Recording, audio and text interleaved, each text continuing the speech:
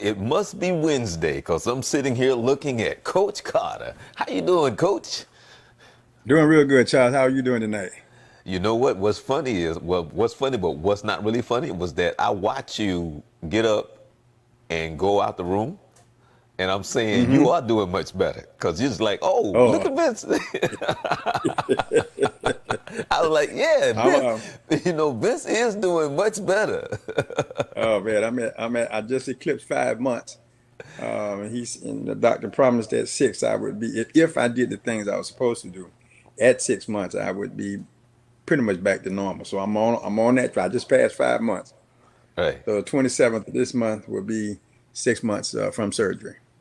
Okay, well, everyone, I'm Charles Morse along with Vince Carter. You're watching Youth Central Sports, where we come to you every Wednesday right here at www.youthcentralsports.com, where we talk about some any and everything when it comes to sports.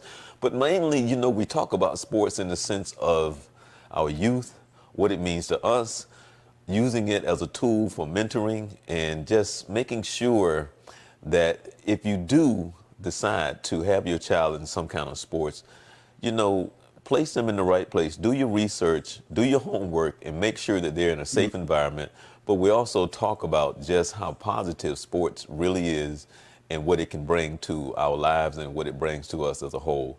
And again, I'm Charles Morris with the one, the only, the true, the first Coach Carter, The first one. the first I, one. I was here first. I keep reminding the other Coach Carter, he might be famous, but I was here first. Have you heard from him this week? Not recently. Not, I Okay. haven't heard from him. I didn't haven't heard from him. He'll hit me up in about 2 weeks from now. I don't Okay. know. I don't know where. He'll hit me up one night. Oh, okay. Now you were just talking about because you just brought up the well, did you say the junior NBA was Junior NBA championship, where they have okay? accumulated teams. They have 32 teams that come, girls and boys, that come all around the country, and they culminated there in Orlando. I think they're playing out at Disney. And I had a chance to see a little bit of the first game yesterday, or one game, just part of a game, and it's coming on FS1, Florida Sports Channel One, Okay. Florida Sports One, and I got a chance to see a little replay. Some pretty decent ball. Love the idea. Great idea, bringing all that basketball together, and they're playing out there. It'd be interesting. I would love to, and I'm gonna try to follow it this week just to see the different styles of play, the talent level. What I saw last night was kind of interesting. If they're bouncing the ball, I'm in love anyway. But I kind of like what they were doing. You could tell that they may have been a little bit nervous, but it's interesting to see the different styles. So, and it's getting broadcast, so that's a Now great opportunity for the kid. now what's the average age group, Vince? These seem to be high school kids, Okay. or from what I gather, uh, not your regular highs, because I saw some young kids, so I'm not sure about the age. I need to do a little bit more research on that because they've got different levels. But I think what we're looking at is more that older level. Now, uh, and I'm pretty sure you saw this today that's been in the news. The NCAA Hmm. in a new policy rule change when it Right, comes to right. eligibility. Well, not eligibility, but when no, no. But what is confusing to me? What do they mean by Hmm. the elite? How are they going to define the elite? I mean, what does that Well, mean? that is Because going to in my be mind, one. I might be elite in my mind, Yeah. and and say Well, because what? I'm listening to my mama, I'm listening to my friends, and they telling me how good I am. So let me go to the NBA draft, but you know I may not be in the Well, top 100 of the ESPN, you top. have currently ESPN has a ranking system. There's an EYBL, there's, that upper level where that type of player is playing in. It's an elite group. It's different from your regular AAU YBOA type thing. The controversy there is that the NBA was a little bit upset because the NCAA did not involve them because that's who's going to judge the elite player. They're better suited to do that. They're better suited to evaluate that kid and determine if he is in quote unquote an elite player. So that's going to be where I see a hiccup. Where they're going to draw that from, I would suspect they're going to do that upper echelon program and use the ESPN rankings. That on paper sounds very good. Now, in actuality, I don't know how it's going to work out. It's going to be a challenge, but I think it's a good move in the right direction. One of the things they were saying here is that, however, the NCAA designated who's considered an elite prospect. The United States basketball running the camp, according to ESPN. So USA basketball would run the camp and judge who the elite player would be. They would rank them, and it said that the NBA draft pending on the end, because the NBA is trying to get rid of the one and done. So it's going to be interesting to see. They're giving a lot of purse to that kid because they're saying that kid there can hire an agent. He can take him out to eat, and he can do transportation. So they're really kind of putting him in a unique situation there, if he is in fact an elite player or judged to be an elite player. What I also like, one of the things I like is that guy who declares for the NBA and is not drafted can return to school, but he has to wait a whole next year before he can go back out for another NBA team again or declare for the NBA, which I think is good because the NBA is really they have expressed a desire to get rid of the one and done. Now, I just heard them talking on ESPN, and Calipari was talking, but he brought up the Mm-hmm. concern that I was like, well, I wouldn't be concerned about it because what he was saying, well, what happens if now that he decided to come back and the scholarship is gone? Well, that was his decision. But then they're saying, well, if another school decides to give him a scholarship, he should be able to play right away. So I guess that's Mm-hmm. another thing they're trying to work out as well. Yeah, that's going to, yeah, exactly, and that's a good point too because there's no guarantee unless they're going to guarantee that kid's scholarship based on the fact whether or not he makes the team. That if he doesn't make it, he can return to school and he still has a scholarship, or you're going to allow him to go right and play somewhere else right away. Yeah, there has to be some kind of compromise. The information I've read so far does not address that. And I'm sure that's something that they're working on as well because this is brand new. But it's in my opinion a step in the right direction to try to address this concern, to try to get some uniformity to how this happens. Oh, well, that's it. That's going to be interesting. Have It you is. heard any? Have you heard any more? Because it has just died away about that investigation. Those big time names No, no. that came up. Have you heard any more about that? That investigation is still underway. They have contacted a few schools or for a few persons and interviewed them, looking for that whistleblower. They put some pressure on a couple of coaches to get some information, Hmm. but they have not come out with anything publicly. But I read an article not too long ago that said just because you don't hear about it doesn't mean it's going away. They're walking slowly, and after what they're doing, and so they're going to surprise some people. I Right. don't think it's going to be much of a surprise now because they're starting to talk. They have talked to some people, so they know they're on their radar. So Okay. personally, I don't think it'll be a surprise, but I think the general public is going to be surprised when it actually comes out. No, I thought that too, but in reading that most recent article, they said no, it's dead. They just haven't said anything right now. Okay. They're doing a What? lot of background. Okay. What you think about Alabama and what's going on with the quarterback hurt and the guy that's from? Is he from Hawaii? Because I cannot pronounce his Yeah, name. yeah, he's went in and won the game for him last year. Right. Right. Right. Yeah. Yeah. Yeah. Yeah. And threw the touchdown and won the game. It depends on your policy. Can your starter lose his job to injury? Some say yes. Some say typically a starter that cannot lose his job because he got injured. That's typically been the rule pretty much across the board uh, because it's not a fair assessment. Now, if he gets beat out, that's different, or you fail to perform and I have to replace you, then you got to kind of win that back. But typically, if he's a starter and he gets hurt, he doesn't lose his job. So it depends upon Alabama's approach on that. I don't know whatever Saban's rule is about that. That would be one of the concerns I would have. What is your policy? Yeah, well,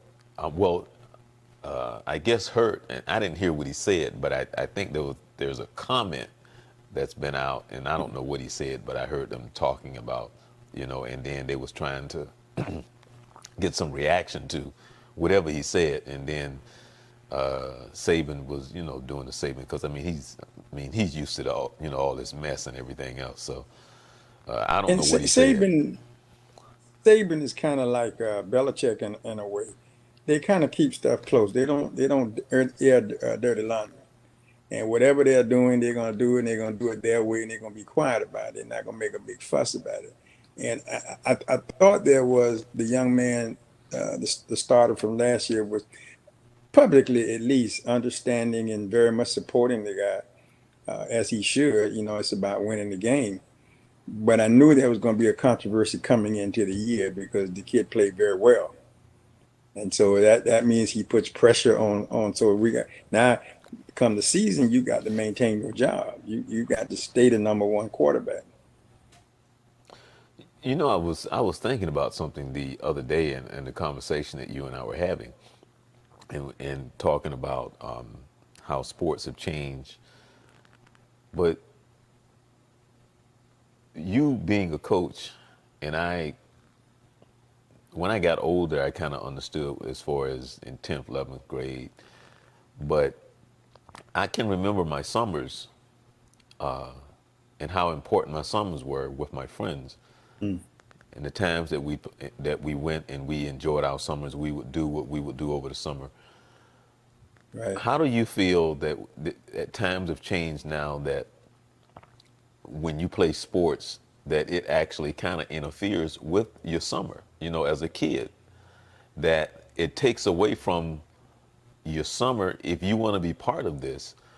But how do you feel about, let's just say, a kid who I guess he would have to be a pretty good player to be on the team, but he doesn't get back until late in the summer when school starts, because now it's it's different.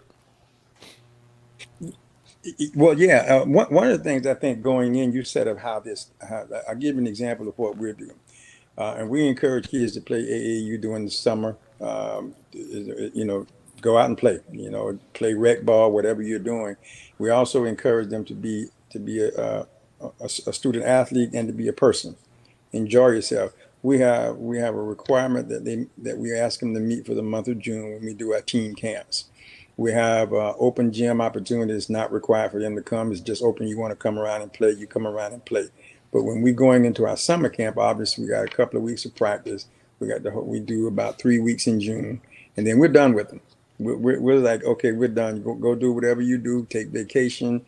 You're not. It's not mandatory that you come to anything that we have else during the summer.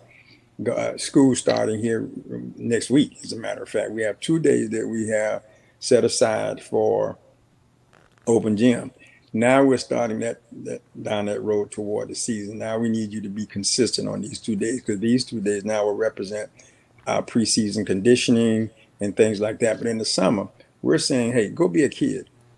If you're committed to this sport or however many sports you may be playing, be committed to them, but take some time off and be a person. I'm a strong believer that in the basketball world, that a lot of these kids are just playing way too much basketball. They're not giving their bodies a chance to rest. They're not really they aren't enjoying being a teenager or whatever age they may be, male and or female, because it's basketball year round. So I'm a proponent of multiple sport if that's something you want to do. Um, if that, because a lot of times scheduling, I know we'll work with you if you want to play a baseball or football, and we're going to give you an opportunity to compete. Obviously, the guy that's spending the summer doing it, and you got to be a real good athlete to come in and take this guy's job. However, that's what competition is about. So we're encouraging them to be people, but give us our time, and then we'll give you your time. And during your time, we're encouraging them go on family vacations if that's what you're going to do. Just meet our timetable, because it's a requirement that we need to have. It's a commitment we need to have you. But in the summer, we try to be as flexible as possible. But but Vince, how does it work now? Because I think, like, when school start in like 2 weeks or so, there's a football game.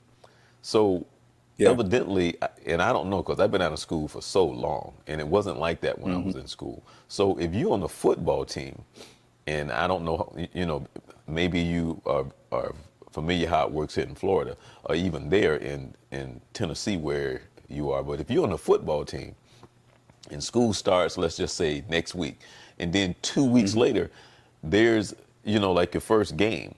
So does the kids have to come in early before school starts? And that's what I mean by how they, As it relates to football, yes. right, Yeah. right. Oh yeah. So Yeah. now, You gotta arrange when a family makes a commitment for, this is my perspective. When a family makes a commitment for his or her child to play a sport, there's a schedule that's given to you. You understand what the requirements are, what dates you need to be here, and those are, they have requirement days, conditioning days. They got spring practice and stuff. So most parents, the majority of parents, try to arrange their schedule around these dates. Now the confusion comes sometimes if you change those dates. Well, you can't hold that family responsible because you said this is the date that you needed, for that kid to be there. They understand that, like for instance, they're doing preseason ball right now. They got a jamboree coming up this Friday, and then they start playing. Season opens up next week, so they've already been out there conditioning throughout the summer program. If a kid's smart, you want to be involved. Now they've had voluntary programs and they had mandatory programs. So you want to make sure that your child is involved uh, at what is required of him or her to be on the team. So you arrange your schedule accordingly. Some parents, they're taking long trips, so the kid has to sacrifice not being at practice, um, and then coming back and try to catch up where he can. And some parents do that because they've already planned this. Like for instance, you got a kid that's coming out for football, hmm and you don't know if you're going to make the team or not, but you've already got situations planned. If he makes that team, then you've got to try to accommodate the demands of his schedule and the demands of the family plan. So it's a juggling act, but most of the time we try to give out enough information up front that they can arrange their schedule accordingly. They know what we can tell them when we're going to play, what days we're going to practice, so they kind of have an idea. So when we end on this time in June, your kid is free to go, whatever other commitments you may have, to all try to right, make it user friendly. yeah. I've never really talked to you about. I mean, you kind of occasionally, briefly talked about the football team there because I mean, you coached the basketball, but Mhm. now did you say that you have a couple of football players that play? We've had that Right. since I've been here. We've only had two. We've had a couple of kids, and what we do, we have a great relationship with the football coach, and he has a great relationship with us. He's going to try to accommodate that kid as best he can, and we're going to accommodate his kid. Yeah, if this kid's playing football, we're saying go ahead and play football. When football's over, then you can come out for the team. And we're not going to hold anything against you. If you can't, in the summer you need to go to your football workouts. If you can come to basketball, fine. If you can't, we're not going to hold you to you. So you're going to go ahead and play your football season. Then when that's over, you've got time to come out and try out for our team. So, and we got kids on the basketball side say, well, I want to try football. Go ahead. I mean, that's up to you. If we're not discouraging him, and the football coach is not going to discourage him. He's as honest as he can be in telling him, here's what you're up against in terms of depth chart and experience on the field. So we think that we're believing that a kid should have a well-rounded opportunity, but it is competitive. This is competitive ball. You got competitive programs. Football team is getting to the state championships, or quarterfinals, or Final Four, or whatever. So it's a high level of competition, high level of expectation, and we're winning. Same thing on the basketball side. So you're competing in a very competitive environment. So every edge you can get, you want to try to take, but we don't want to take the experience away from you. We had one kid play football, basketball, and baseball. I don't know how he did that, but he did. I mean, that's a Right. lot of demand, and he was a good student on top of that. All right. An Wow. excellent student, as a matter of fact. So I believe it's been my philosophy that kids should be well rounded. Um, but at some point in time, I also believe you got to make a commitment to a sport. You don't see too many two sport players anymore. It's so specialized and so much demand, and it's so competitive. You want to be a special, especially in your sport. But you still have some kids who have that kind of talent, and they're able to balance it because there's demands on the body. Different things, different sports require different requirements on your body. So you're conditioning yourself for basketball, for football, and there's different requirements. But kids can do it. They can do it. They're young enough. A lot of them do it very well. You know, a few weeks back, I don't know if you remember this question, but I think that I asked you, is there's a difference between coaching high school and coaching AAU? Do you remember me asking you that question? Yes, yes. Right.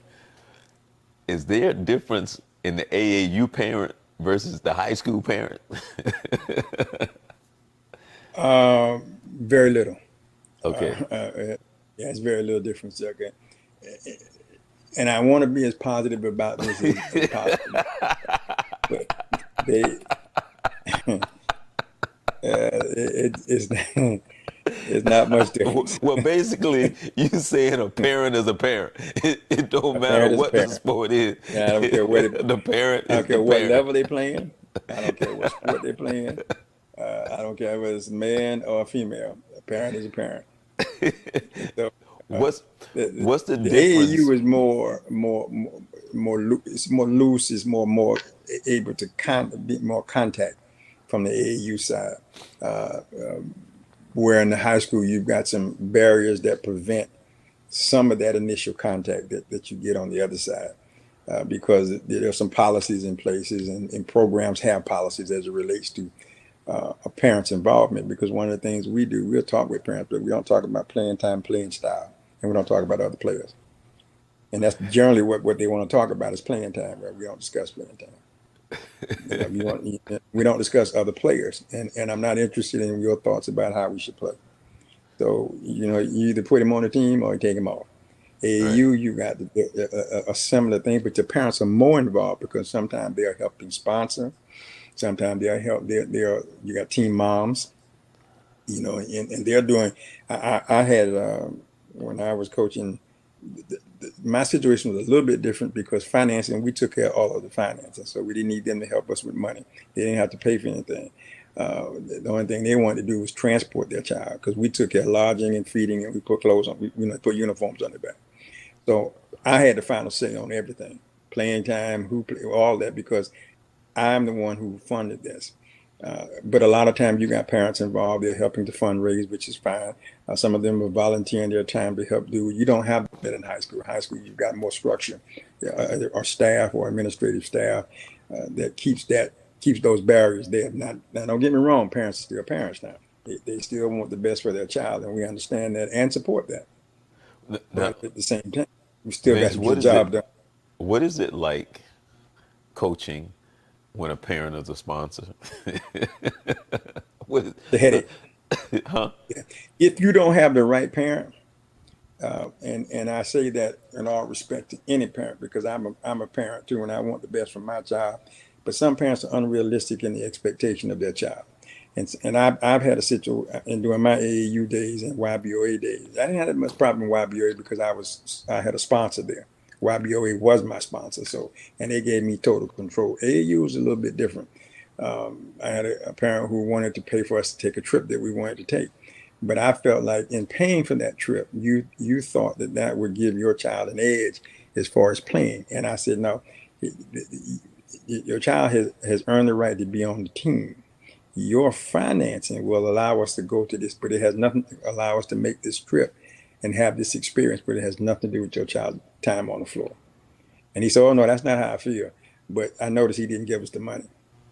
So he might have felt that way. So sometimes they want to buy their way, and you got to slide them. Well, let me coach with you. No, I don't want you to coach with me. I got my own staff. So it's tough, and they're right up on top of you. Because they're traveling. They're the ones that's transporting the kids. So that kid hears that conversation over and over and over. Your coach is a knucklehead. You can't coach, and they hear all that all the time. And so it can be very difficult. I've had it both ways. I've had parents who've been very supportive and stay out and stay in the stands and cheer and support the kids. And I have others who felt differently.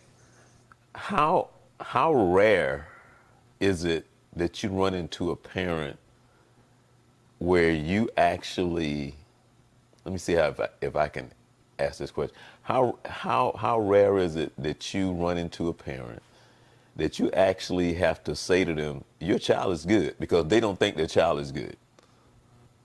Because I'm saying they think their child need to work harder, they don't see them that way. They kind of see them the opposite, because Hmm. because I have coached where uh, somebody who have played the game and they're trying to see they see their kid, and to them they think the kid think that they're good, and they're telling the child like, no, you really not that good, so you need to work harder. So, I've had a couple of parents come to me and say, hey, my child think, they the bomb, but no, but they're not.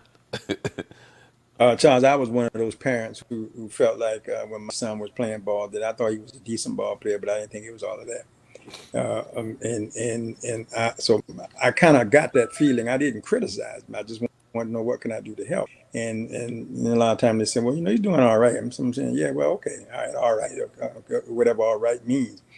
That's limited. I've had a few parents that I've had to sit down with and say, listen, this young man can. I had a parent when I was at Boone, where he was a freshman, and his parents did not have an affection for sport.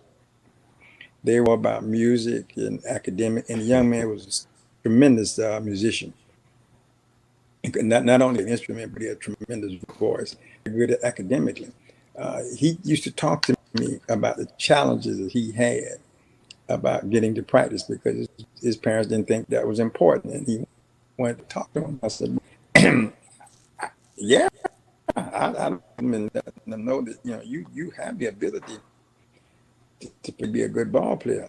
I was disappointed because he did pretty good freshman wise, and he didn't even try out for the JV team the next year. And then when he wanted to come out, he didn't come out.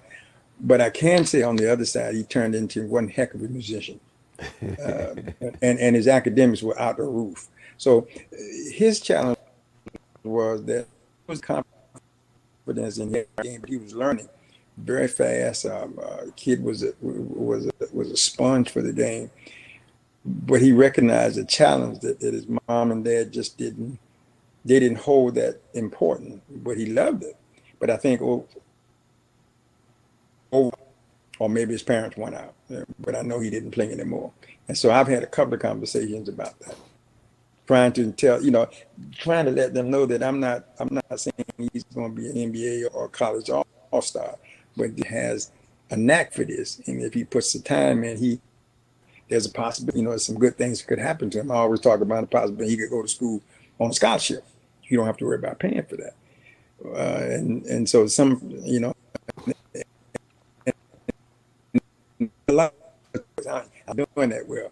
Well, he's doing pretty good. I mean, because their expectation sometimes is much higher, but it works on the other side too. When they believe he's better than he is, Right, that's when the headaches start. And they right. really think that, well, my son should be, you know, starting or the leading scorer, and he should have the ball in his hand more often. And I may not believe, I may not agree with that. I have a different point of view on that. So that's when sometimes some of your headaches start. Okay, now, did you see with the NFL, you know, people in sometimes the stuff that they try to control. And did you see Ray Lewis and Randy Moss speech, their Hall of Fame speech?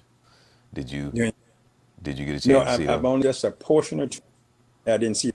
Right, right. I only saw bits and pieces of Ray Lewis. I didn't, and actually I did see bits and pieces of Randy Moss. But Mm. did you see where they're thinking about making it mandatory now that you attend the Hall of Fame if they elect you? They're now, which I don't think they can really do. And somebody even said, now you're even proving T.O.'s point. you Yes. know, you know. No, that's an interesting scenario. I don't know. I, I got mixed feelings. If a young if an athlete is selected to It's be on their there, talent. yeah, it's on his it's on his pace. What you know, the statistics, the level of play, whatever. If he does not want to attend, I don't see why you should hold that against him, Right. or why should you make. Now I know it looks better if everybody that's selected does come. I agree with that. It looks great from a marketing standpoint, from a television standpoint. It looks great. I was surprised that they sent T.O. his coat, which I thought that's to be it. You know, even though he selected and he did not go, that you did send him his coat because he earned that right. I think it's a personal thing. Right. Right. Now, like I think To's argument is, I should have been in there a long time ago. Well, you might be right about that. I can't argue with you about that. But that's how he feels, and you're talking about his talent and what he did. And while he may not, you all may not be on the same page, you still honor him as Right. a Hall of Fame player, whether he Right. comes or not. That's how I look at it. Now, their players, sometimes players are saying, well, was he's being Hall of Fame. Well, okay, it depends upon how you look at it. Because T.O. is saying, yes, I feel disrespected because you waited so long for you to select me. Well, that's a process, and I don't know how important that really is. But it's important to the player. That's the thing that's important. And I don't think mandatory attendance is the way to go. Right. I don't know why they just want to let this go. Right. Yeah. How Yeah. many? Exactly. I mean, Just let it let it go. go because how rare will somebody not It's very show up? rare. That's How right. rare is That that? is So it's to not this even day. something that needs to be addressed. I don't think it's worth talking about. Still got that control thing. Whatever that is in that Well, gene. So I don't yeah, know. you want the perfect scenario, and I understand that. I really do. But I think the human factor is that if he doesn't want to be there, don't bring him. You acknowledge him. You did your due diligence. He was selected. He was acknowledged. Now, whether or not he wants to accept the acknowledgement, that's his call. Right. He And still his name is going to still go up on the board, right. and he'll be a Hall of Famer. And I did hear Tony Gonzalez speak because I think he's eligible next year. But he Hmm. says that he has been to three of them of friends Hmm. and stuff like that. And he made the comment, and when he said it, it did make sense. He said Hmm. what T.O. didn't understand was it's really an event not necessarily for him, but he Hmm. said it's for his family members and what you get to do and who you get to interact with in the sense of that moment and the times and the camaraderie that those that I mean whatever that weekend is. And he said the family members get to meet the other family members. You get to sit and talk and do all these Right. other It's a things that social event. right, It's a right. It's a celebration. social event that is not necessarily that you enjoy, I mean, even though you enjoy it, but he said your family members with the other family members and all the things that take place in reference to the bonding and the conversations and all the other things that has really nothing to do with those that are the executives and the Hall of Fame members that makes those decisions. He said it's really something in which the people that he loved and embraced that embrace him around other people that you really miss out on, or they missed out on. And I was like, oh, okay, well, yeah, I, I can see that. that's a good perspective too, because I think that kind of broadens what this thing is really about. But it still comes down to if he wants to deny his family that opportunity, then that's his call. Right. That is his call. Now, I do like that. I saw part of his speech at University of Chattanooga, Tennessee, Uh huh. University of Chattanooga, Right. um, and he gave a very interesting and inspiring speech. And I thought at the end, I liked when he told them, "This was all for you. This is not for me. This is for you." So I think his heart was in the right place. I think overall, I thought of all the things he could have done and not attending. do that was pretty my book. I'm very impressed with that. So, but again, it's a issue. I don't think it needs to be beat up on, change anything. We just move on to the next one going. Yeah. Well, uh, I don't know. I mean, T.O. is T.O. and I don't Yeah, know once again, uh, I go back to something Martin Luther King said in one of his speeches. Somewhere you have the right to protest for right. So he has the opportunity exists for him for T.O. to speak of his opposition, act right, accordingly, and we can agree or disagree. But I think we move on. I don't right, think it's an issue. I think it's, could I say I was disappointed he wasn't there? Perhaps so. But at the end of the day, we move on. right. Okay. You ready for the 3 minute sprint? Hey, I've been practicing all day. I'm ready.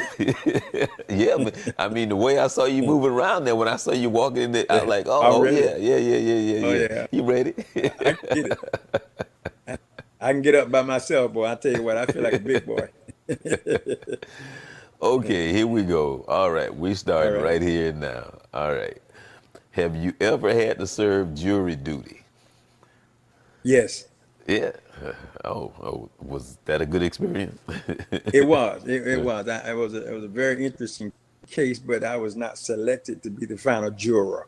Oh, okay. All right. But I was on jury duty. Okay. Did you ever go see Uncle Drew? The No, movie. Movie. Oh, okay. You no, haven't seen it yet. Have you? seen it yet. Have you seen? Have you talked with anybody that's seen the movie? I have. I talked to two people, and they were mixed review. One loved it, one didn't. Oh, okay. But I Did, would say that the person that did not like it was really not a sports person, and I think what they missed with the characters involved and the nature of what it was about. I think they missed that because they're not a sports person. oh, okay. Did you ever own a pair of PF flyers? Yes, Okay. Did you ever wear in the pants, the hip huggers? I did. That was a long time ago with the bell bottoms. With the bell bottoms. Well, Oh well, yeah, see, that was I my had next several pair of question. those. What year did you give up the bell bottoms? Oh man, I think I gave the bell bottoms up. Gee, I might. You know what? Let me think about that now. So I graduated in high school in '67. I think around '68. Yeah, man, that was sometime in the 70s. Come on now. Okay. Were you upset? I gave it up in the. No, no, huh? No. No, I gave it was late '60s when I gave it up. Oh, oh, okay. Were you upset when hot pants went out of style? Yes, I was. Yes, I'm still upset. I'm still upset. Okay. How old were you when you got your first pair of Chuck Taylors? Ooh, I think I was 12, 12. Okay. 11 or 12. I think I was 11 or 12. Okay. When you was coaching AAU, did Mhm. Converse, Puma, Adidas, Reebok, Nike, and One or New Balance ever approach you? No, no, never approached. Never Ha- approached. okay. Have anyone ever asked you for your autograph? Yes, yes, that has happened on several occasions. Okay. Do you remember the first time you ever saw yourself on TV? Yes, it was on your show, as a matter of fact. You did it one of the at the midnight basketball holiday tournament, Oh yeah. Christmas tournament, right at Jones. In fact, it was at Jones High School. Okay. All right. All right. I think I had been on television before. I did a quick interview. I was a part of an interview, and I had a quick, but for any that, and I also got interviewed by Channel 9 in relationship to midnight basketball. We did a whole segment on midnight basketball, but I think I was on your show first. Oh, okay. Now, for those out there, because that don't know about midnight basketball, and it was phenomenal because people think it's something else, but it was, as you say, much more than a game. Oh yeah, more than just a game. Okay, once you, for those out there that don't know, won't you kind of just give us a 3 minute spiel on what midnight basketball was? Midnight basketball was started in 1991 with the concept from the downtown recreation center, which many people know it as Davis Armory, by the old Amway Center, with the intent of keeping African American males off the street, because they were at that particular time they were going to jail in massive numbers. Not to mention the violence that was going on in the community. So the idea was to give them something to do, bring them off the street, bring them in, let them play basketball. And that thing evolved into 23 years and we got it of bringing kids on Friday and Saturday. We had a program on Sunday. We were looking at 1,500 to 2,000 kids a weekend coming through our facilities. We were in 3 counties. We were one of the first programs to be in the multi-county counties. We had 20 some locations one time, and we were open every weekend. And the idea was to give these kids something to do. So we started to use that as a platform to open up to them about positive reinforcement, teaching job skills, having positive speakers come in and talk to them, even have open forums, but still play basketball. I coached at least 4 teams of kids made up out of midnight basketball that came in, and we, got a chance to see a lot of ball, both females. One of the greatest achievements, we had started off with an awful lot of males, and it ended up being females that started coming in and playing. And then we had families. I've seen kids grow up through midnight basketball. I remember when they were small kids playing in between games. They couldn't even play, but they had to come in between games and play. And that thing evolved to the point that it became, I won't say a cult, but it became a rite of passage. You hadn't gone anywhere if you hadn't played midnight basketball. And people were coming out of Volusia County, Seminole County, to come down and play at some of our locations.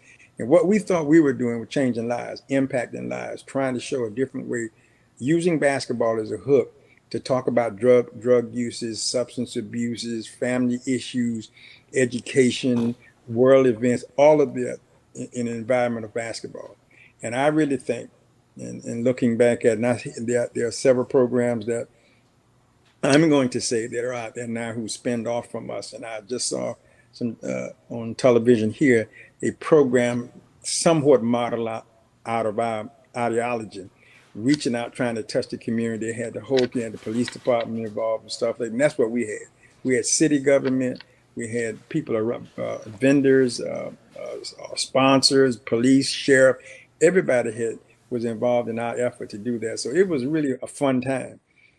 We had midnight basketball tournaments. We had a holiday tournament. We had a summer tournament for high school players. We did the Pro-Am. And we had a midnight basketball luncheon. We had the Hall of Fame luncheon. It really was growing, and I was in hopes that we would reach our 25-year mark. But the program was ended just shortly before that, probably right about 24th year.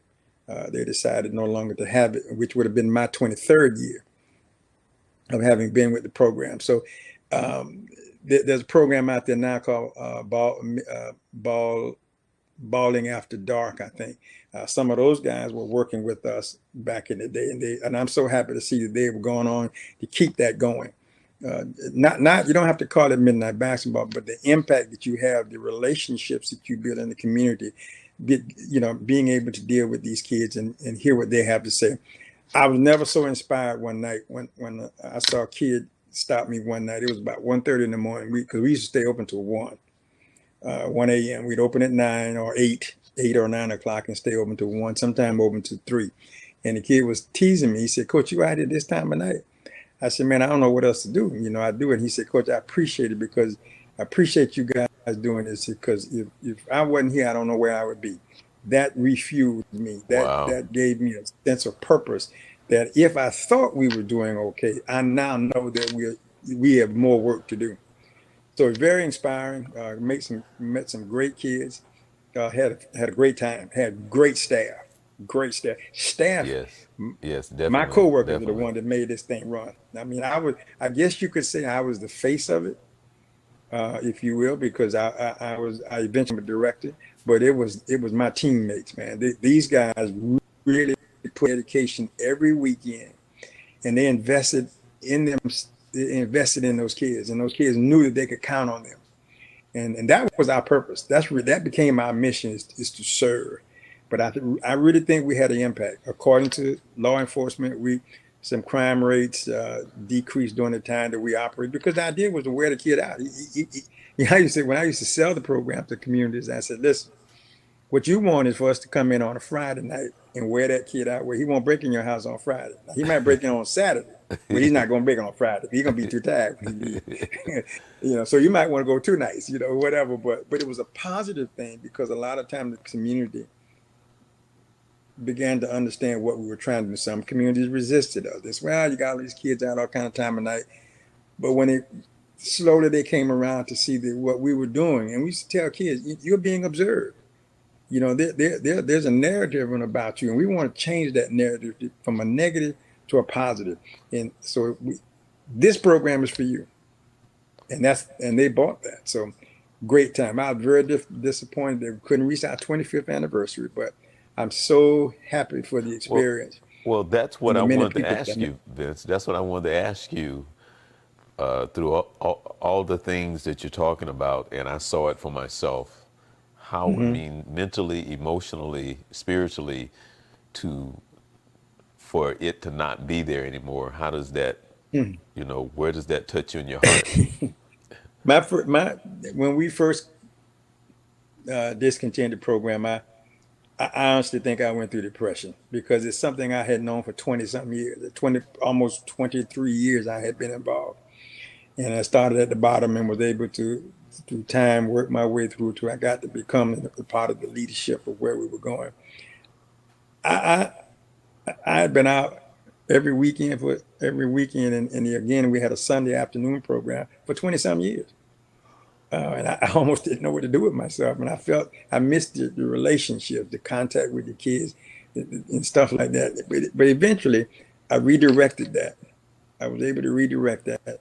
And I don't miss it as much, but there are times when I miss it so much. I've heard some of my former teammates talk about this time. I seen on LinkedIn the other day, there was a gathering, and some of my former teammates were talking about the fact that that's what we used to do. And so I miss it. I miss the kids. I really missed it. They were fun, man. They were. And Charles, we had a unique situation. We had some Asians who used to come into one of our sites and play basketball. That's the funniest thing I'd ever seen in my life. They didn't. We were open till like 1. They didn't come to about 11:30, quarter to 12, and they'd play. And sometimes we just stay open an extra hour just for them. it, and they were we gave them one side of the court and y'all just do your thing. And it was so, I mean, they hit, they were speaking their native tongue and they just felt relaxed. They brought family, they brought food. So we had a celebration inside of a celebration. But to watch them play basketball was so funny to me. I, I, I used to go down there just so I could see it for myself. Because when I first started out, I was a field supervisor. I used to visit all of our sites every night. I actually put foot in every site on Friday and Saturday and on Sunday because I wanted to see, I wanted to be a part, I wanted to support my team members out there, and I wanted to support the kids that were supporting us.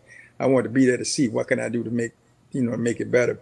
But those guys, man, they were great. They sponsored some of our events, and we would give them time. What I did not get a chance to do is I wanted to stay open to all night one night from 8 o'clock to 8 the next morning. And we were on our way to getting that done because there's some kids almost like a lock-in, if you will. And we just gonna play ball. We're gonna play ball until you fall out. All right. But we didn't get a chance to do that. But I really like a lot of the things that we did, a lot of the lives that we touched, and there's some very compelling stories that I could tell you. From laughable to cry. to Well, tragic to celebration. I mean, because we've seen it all. right. I mean, because your Hall of Fame dinner was just like off the chain. So I mean, that itself was Yeah, first class, and man, I missed that. Because I me missed the too. dinner. Yeah, I mean, hey, well, you and Ken did it. You and Ken made it though, and France. I really think when we added France, it kicked us to a different level. I've had people come back and they would enjoy being at Shingle Creek. They enjoyed Ken and the music and you and the photography, and they look forward to the dinner. But when we added friends, I had people, they would always say two things. Y'all go back to Rosen, Shingle Creek, and bring that. And they couldn't remember her name, but whoever the girl was singing, make sure she there. I said, don't worry, I will make sure of that. So that's the kind of following we were starting. We had some great speakers. I mean, no, we Oh had yeah, governor one time and all of that. But uh, I think the that cocktail hour set was the precedent for what the evening was going to be about. I always felt like if they enjoyed that, they would enjoy the program itself.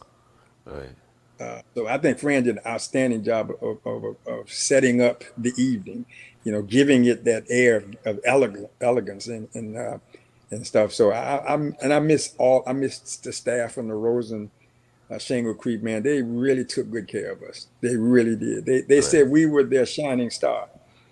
And I miss, and the support I had from Mr. Rosen personally and professionally was class act. You know what I might do when I might go through the archives and pick out some of the highlights, Mm. and maybe we can show it here on Youth Central Yeah, Sports. yeah, And just pick out some of the yeah. highlights. For about maybe 90 seconds or Hmm. so people can get an Right, idea. yeah. What you're Kind of talking get an about. idea what it was about. Sometimes it's very difficult to articulate it. You would have had to been there. You would have had to be in the sites and see and hear the kids, or be at one of the events to really feel. Because I really felt the love in the room. I really did. I really thought people came out to. Well, now we had an attraction, obviously. Like Coach Carter came in and like that. But I think it was more than just that. That was the icing on the cake, if you will. It was the people that we recognized. I thought the food was very good. The venue was outstanding. What you and Ken did from a video and a music was. I mean, it all came together, and I thought we had a good time. Plus, we Yeah. had that auction. Oh We had yeah, that oh auction yeah, just out. because that auction was off the chain, and the stuff that Well, I'm you. telling you what, I was out there bidding on stuff. I my coworkers used that you put all the stuff out for auction, right? All the Yeah, stuff you did put it all out because they know it was one or two things. I tried to hold it back, but I said, okay, if it's still there, I'll do it. So it was all of that and the love from the community that we got who appreciated what we do. There were several times they called us to come in their communities. We've been in some tough spots now. Don't get me wrong. It wasn't all fanfare. We had some tough roads, some tough issues we dealt with in the community, but it was fun, and I miss it. and actually, I was just sitting here. I know what I can do real easily, and that is I can go and Mhm. pull some of those pictures off of Facebook, and then we can just roll kind of through them, and then people can kind of see and get an Yeah, atmosphere. Yeah, yeah, yeah, yeah, yeah. Because yeah, because I that's got a good plenty of pictures idea. up there on Facebook. Yeah. You got tons of pictures. Yeah, yeah. You Okay, got you know tons of what? pictures. That's what, we can do that. And then I don't want you to talk about it on this show, but maybe next Mhm. show you can talk about, and you don't have to talk about it now because I want you to talk about next show because we don't have time, but I want Okay. you to talk about what it took to put that pro am together. Okay, so we're gonna talk about that. Yeah, yeah, because that Yeah, was off the chain too. All right, that was right, too. right, right. And to have the NBA officials. One quick thing on that. The senior VP of the officials and the operation guy, when the Magic used to have their summer league for the NBA summer league, those guys and some of the officials that were officiating, because our booking agent was Eli Rowe, who was an NBA official, and those guys came from over there one day. They came over to see our program, And the biggest, I got a picture of that too. The biggest compliment that he gave us was he said, "You guys got a lot of good talent out here." He said, "But y'all got a well-run organization, one of the best I've ever seen." Now that made my day. To hear that from these guys who travel around the country. And Charles, we started out being probably way down the bar on the pole as far as putting on this event, but I was told because we had a contact out of California who came in to put out the basketball channel, and they were saying that we were one of the top 5 in the country. We didn't know that.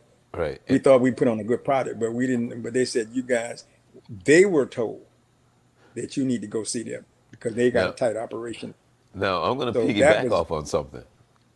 hmm When Coach Carter came to speak at your event, hmm he said to Ken and I, he said, man, I've been in California. I've been all around this country. He said, you guys and your setup is one of the best that I've seen. And I was like, whoa. I've heard that more than one time, and I really appreciate you and King. 'Cause I really think what you all brought to the table really to that. I think Shingle Creek in itself was a heck of a venue. We got a lot out of them. I really think they went up beyond sometime for us. But I think the other elements, what Ken would bring from the music standpoint, what you brought from video and photography, and when we had another photographer, Chris Right. Campbell, who used to come all the way over from Bavard just to do that. I Hmm. think those are the things that really set that thing over the top. And I think we ran it well. I really think we did a good job of programming it, trying to keep it. We had great MCs, that came in and did. In addition, along with me sometimes. Sometimes they handled it all by themselves. It was just one of our proudest achievements. I think that ranks really high. Working with kids, saving lives, changing lives, and having an impact and being a difference in lives was first. These type of events that we put, I think that was the second thing. And for someone to recognize our excellence, or say that it is worthy of even mentioning it was very humbling and something we're very proud of. Okay. Now,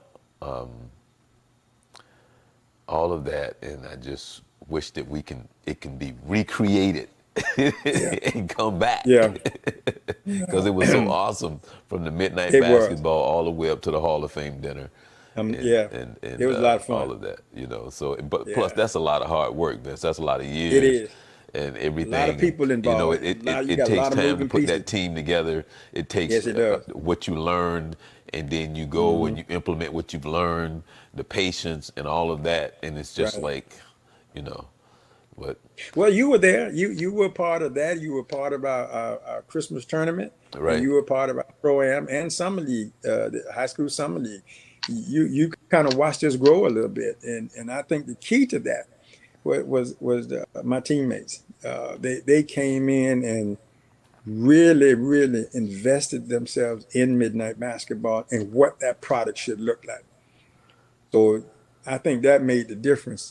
We knew where we were going. We knew how we wanted to get there, and we knew where to do that. And we were able to make that sacrifice. And we had a lot of fun with it. A Yeah, lot of fun.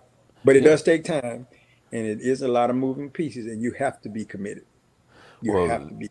well, the thing is, Vince, what as people may watch Youth Central Sports and Youth Central Sports and what I do and what you do, that's what became of Youth Central Sports because of the mentoring, and we try Right. to, emphasize everything Mm, you just said because of the part that and what you can do in sports. You know, right. people really. I mean, there's some that understand. There's some that does not understand. Hmm. But there's so many building blocks. There's so many Yes. memories. There's so many Hmm. moments, and when it's not about the score, as you say, it's much more than a game. More than just a I game. mean, we always look up at the final score and who Hmm. won and who lost, but that's not what it's about. you know. Not really. I mean, I can remember talking with some people about that, and I said, well, then if the score is not important, then don't keep score. Then let's eliminate that. And then if it's about, but if you want to make it competitive, you have to keep score. But Right. don't tell me you don't want it to be. If you don't want it to be competitive, then don't keep score. But the impact is going to still be there because I think more important than anything else is relationships. You get a chance to build, and that's one of the principles that Midnight Basketball was built on: introducing people to each other who ordinarily might not meet. I was in Coco real quick, and gangs that we had come in to be the conduit. And first night we got the gangs in the place. They want to know what y'all doing. Mm-hmm. And they would come in there with their rag on and pants all down. And we said, listen, man, love to have you, but can't come in here like that. What you mean? I said, no, can't do that. You got to take that hat off, got to take that rag off, got to pull them pants up. Well, I'm not going to do that. I said, I'm cool. I appreciate that, but you can't stay in it. And Charles, it was so funny to go to the front door and watch them peeping in the door. And while everybody else was playing, and kept peeping. So finally I went out there and I went on outside. I said, y'all good? Yeah. You can we come in? I said, well, you know, I know what. I pull my pants up. I ain't got no belt, but I can put. I said, as long as you keep them up, we good. And Charles, within 2 weeks, we had all the gang now, and we told him once this neutral ground now. Now y'all can play against each other and all that, but we agreed to that. And they would come in and we'd have the police sitting right in the building saying, now you can't bother them in here unless they break the law. But Right. because he got a warrant, or because you know he's a known whatever, when they come in here, this is neutral ground. And they didn't believe, they wanted us to have impact, but they could not believe that we would do it. And Charles, I was shocked. They would tell me, Coach, you need me to get you to the car? I said, oh no, I'm good. You know, ain't nobody going by. They say, no. The police say, well, you need an escort? I said, I got an escort. I have an escort. You know, that's what I remember is changing minds and giving respect to people who felt that they weren't respected simply Right. because of what they did. And I tell you what, I got a story. I got a bunch of stories, but that was one of the things that was very heartwarming to me. Suicide situation. We're instrumental in at least three situations where we were able to provide service and talk one young person out of doing that. Midnight Basketball was a heck of a program, more than just a game. Right. Right. True that. True that. True that. Mm. It's like, man, I saw it, Vince. Yeah, no, you were there. You were there. You I saw it saw it. firsthand. I mean, and very much so. Yeah. There are times, as I said earlier, there are times when I miss it, but it's that involvement. I think I'm getting some of that now, still through coaching. I'm still interacting with kids. I have a couple of other little projects that I work with that kind of gives me a chance to still be involved because I'm about our kids, man. I'm about our youth, about trying to make a difference for them and tell them that what people are saying is not true. You can make it. You know, we've been to jails. We've been to, I've spoken at jails. I've spoken at those homes and homeless shelters. All of that is about trying to encourage them. Hey, you can make it. You Right. can make it. And I Right. still believe that, and I'm still a champion. I'm an advocate for them, and I'm a champion for them because I think they can if they want to. And I want to give them a desire to do Oh, oh. Thumbs up. Thumbs up. that. All right. Uh, if you if you've watched this show for the last 10, 15 minutes, then you really have an understanding of Coach Carter, his heart, his spirit, and really what Youth Central Sports is all about.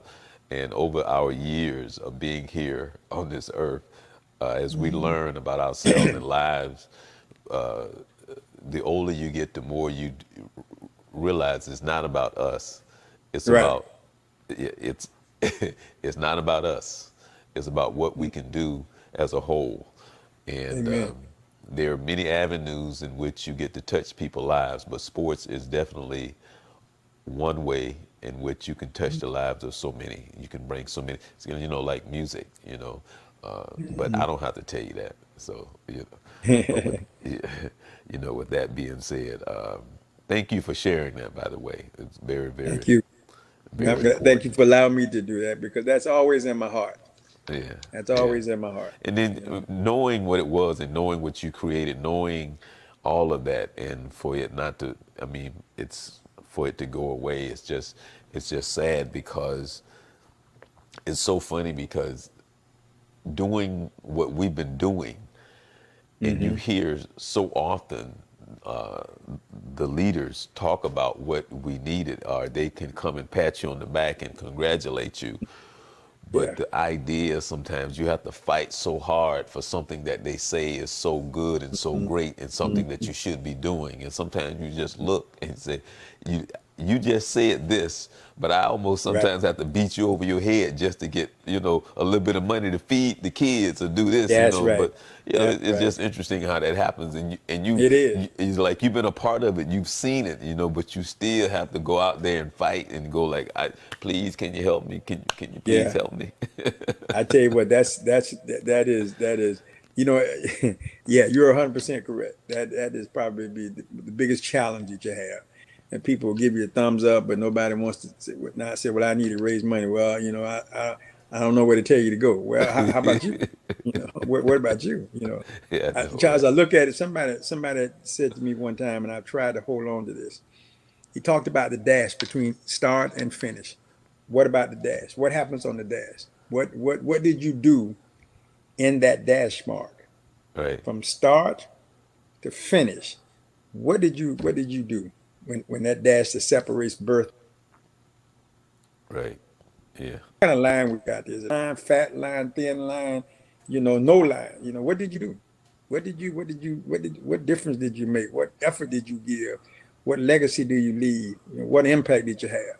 And the challenge, and I don't think they were talking to me personally, but I took it personally. right, I think they were just making a statement, and I took it personally that I wanted to try to do whatever scale, however small it might be, because somebody poured into me, right. and I wanted to put. And they said, "Hey, I'm gonna do this for you, and here's how you pay me back." Yeah, I'm saying thank you, thank you, thank you. And they said, "Okay, you want to thank me? Then you pour into somebody else." There you go. And so I'm still trying to do it. I'm still trying to pay my debt. There's always work. There's always work. Always, Always, always, always, always. always. And sport, we talk about it, but sport, I tell you what, sport brings us all, no matter what. And that was one of the things I was looking at junior NBA championship. They got 32 teams from all around the world. They're coming over to play that ball. Just bounce that basketball. And how many relationships you think these kids will walk away with from different parts of the world over that one, what some people call a simple game of basketball? How many lives are going to be impacted by that? Kids and adults and coaches that get a chance to interact with other people that you ordinarily might not get the chance to do that playing that game of basketball. What basketball has done, even in my life, what basketball has done, the game of basketball. I don't think I've been on the big stage, but boy, has it opened some doors and given me some chances that I don't think I ordinarily would have had. Wow. I was just looking up at ESPN. Did I just see James Worthy? Did I just see James Worthy as a? I don't know. That looked like James Worthy without the beard. If at first that's the first time I've ever seen him. For, for what team? No, I don't know. I just happened to look up and he's on the what is that? Scott Van Pelt for a second, and it looks like it was James Worthy without the beard. But anyway, anyway, it looks like Yeah, they was doing something. he has Yeah, been seen in the last year or so without his beard. yeah. I think he goes and comes with it. Because I know last time I saw him, he didn't have his beard, or he had a very light beard, very very Okay. light beard, Yeah. Okay. Yeah, not I can real remember close. him saying years ago that he didn't shave because it caused a rash or something like that. I remember him saying that. I have it's particular. I don't know the technical term, but I had the same thing. Right. Especially when I got away in the military because I couldn't shave because every time I shaved I would break out. Right. So I went and got what they call a profile and a shaving profile. And so I had to carry this around in my hand, in my pocket. So when I got stopped by an officer or a commanding officer or someone, they said, "Son, you haven't shaved." And I pull my little piece of paper out. And I went to a dermatologist one time, and when I did finally go ahead and shave him, it was rough. Oh, it was terrible. And I went to him one day, and he said, "You don't want to know the best way to fix this?" I said, "Please." He said, "Don't shave." I, I can do that. I can do that.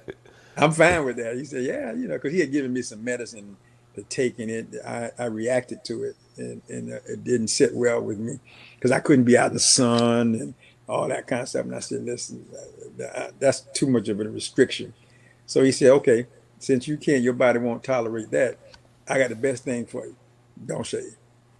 Wow. I said, "Bet, Okay. we're there." Okay. All right. All right. With that being said, I'm Charles Morris with Vince Carter, Coach Carter, and we're happy to be here with you every Wednesday at 11 p.m. 10 o'clock his time. He's in Yeah, Tennessee. I always Tennessee. talk about, he abandoned me. I am the stepchild, but that's okay. We still love him. Youth Amen. I Central. appreciate your love, and I still, I look out, I'm still there now. I'm still available. Well, you can like us on Facebook. You can subscribe to us on YouTube. And so, again, we're here every Wednesday at 11 p.m. at www.youthcentralsports.com. So, with that being said, Vince, you can say goodbye, and we're saying have a blessed week. We're wishing you the best. Enjoy it. Enjoy your night and the rest of the week, and be blessed.